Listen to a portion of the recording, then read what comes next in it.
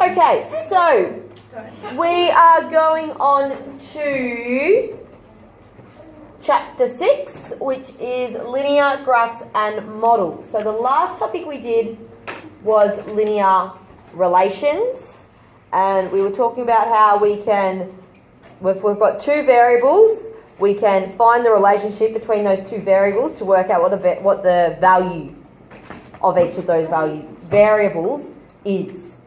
So pretty much when we're talking about linear graphs and models, we are using graphs to represent those models or relations. So, drawing straight lines. So we know that linear means, we're talking about linear graphs, we are talking about what type of graphs? Straight line. Yep, straight line graphs.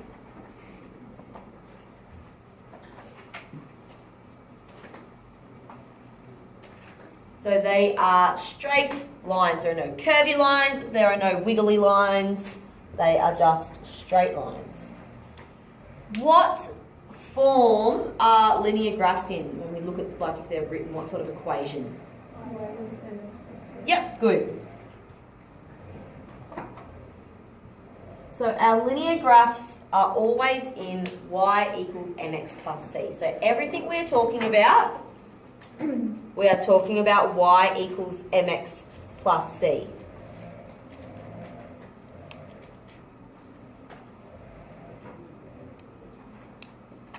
I can't even remember what I was meant to put in those next gaps. I only wrote it this morning. Let me check.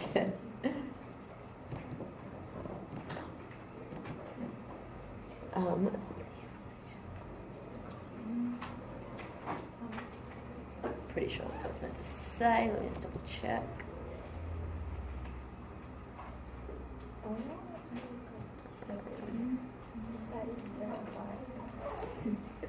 Okay, so we've got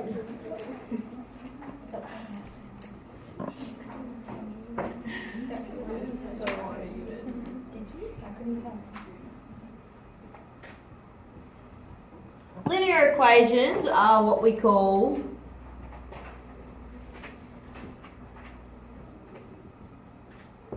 relationships. They help us explain the relationship between two variables.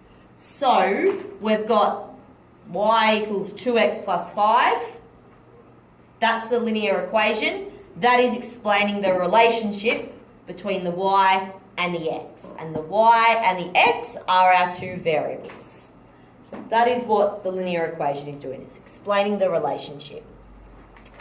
If we're given a linear equation, we can use any number to sub into the equation to find its point on the line. So everything we're doing, we're trying to find where it fits on the line. So we've used lines a little bit this year. We've used them in bivariate data when we were doing scatter plots, and we had to find the regression line. We used them a little bit last topic when we were talking about simultaneous equations and the intersection point. And so the same sort of thing, they're all the same line. We're just using them for different things, but they all relate to each other. So anytime we're talking about a line, we're talking about the y equals mx plus c line. So if we're given a table and an equation, we usually have to fill in the table. So we have been given the equation of y equals 8 take 2x. And we've been asked to plot the graph of y equals 8 takes 2x by forming a table of values for y using x equals 0, 1, 2, 3, 4. So what this means is, this is our equation. This is our equation, and it is explaining our relationship between the x and the y, which are our two variables. It has given us our x values. Sometimes we won't be given the x values. If we're not given x or y values, you can just pick what x and y values you want. It doesn't matter. But they've given them to us, so we're going to put them in. These are our x values because it says x equals this, so they go in the x. Does that make sense? to find our y values, we need to use our equation. So we've got y equals 8 take 2x. I haven't done anything, that's just copied from there. And I need to put my x value into where the x is. So here's my x. So this is my x, I'm going to stick it in here. So I'm going to have y equals 8 take 2 times 0. And that's 0 because that's what I've been told my x is. Does that make sense? Yep. Yes. Cool, so we end up with y equals 8.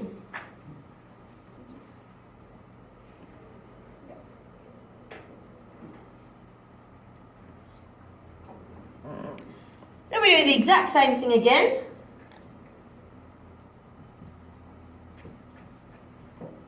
But this time we have a different x value. So we're going to sub this x value into where our x is. So it's the exact same equation except our x is different.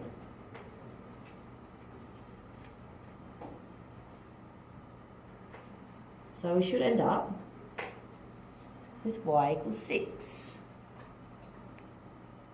Any questions so far? Cool, then we go to the next one. Same thing, same equation.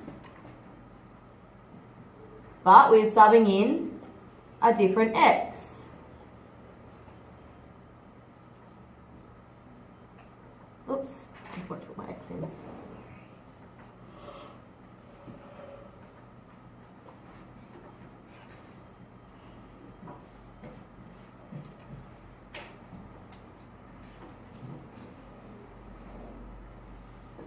Is this making sense? All good?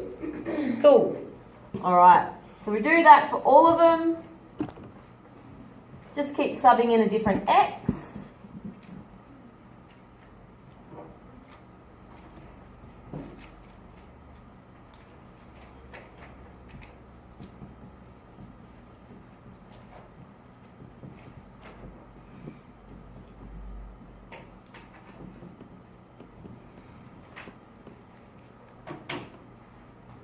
And then we fill in the table.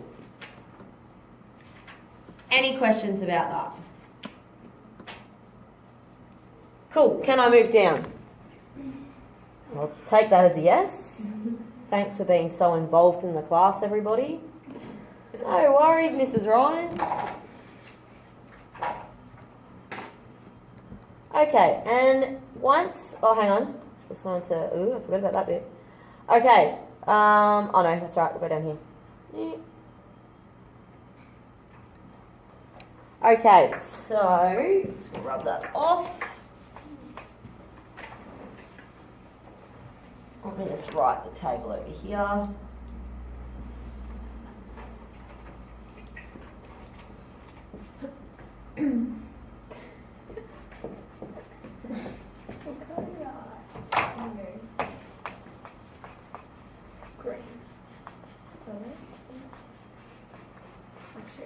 Cool. So once we have our table, so I just copied that table down. So once we have our table, it's really important that we understand that whatever x we subbed in is a pair with the y we found. So this is one pair of points, 0 and 8. This is another pair of points, 1 and 6. This is another pair, 2 and 4. Right, they are pairs of points. And just like when we did our scatter plots back in bivariate data, it is one point we put on the graph. This is one point, this is another point, this is another point. We're not putting every single number on the graph. All right, they are 1 point. Does that make sense? Cool. All right, so we draw up our axes. Now we will, in this topic, we will get axes that go into the negatives on the x and in the y, but this one we've got all positive numbers, so we're just going to use the positive scale.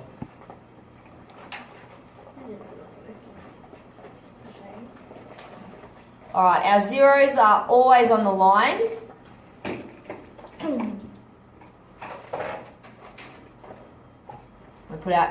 We put our x values. Remember, it has to be to scale. So these aren't necessarily these x values, because if you're given a different lot of x values, we're not just going to stick them down here, especially if they're not in order or they're not to scale, they're not separated by the same amount of numbers. So these numbers need to be to scale, and these numbers need to be to scale as well. Let's do that too.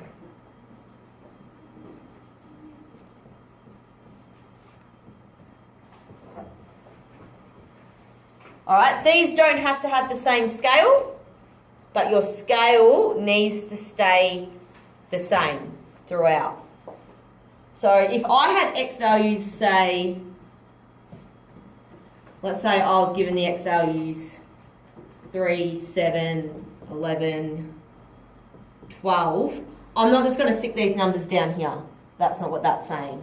All right, I'd need to use a scale, and then I would use the pair to plot.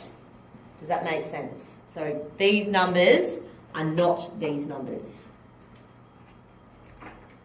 Okay, so once you've drawn up your scales, you then need to plot your points. So remember, this is one pair. So I go to 0 on my x and up to 8 on my y. And that's that first point.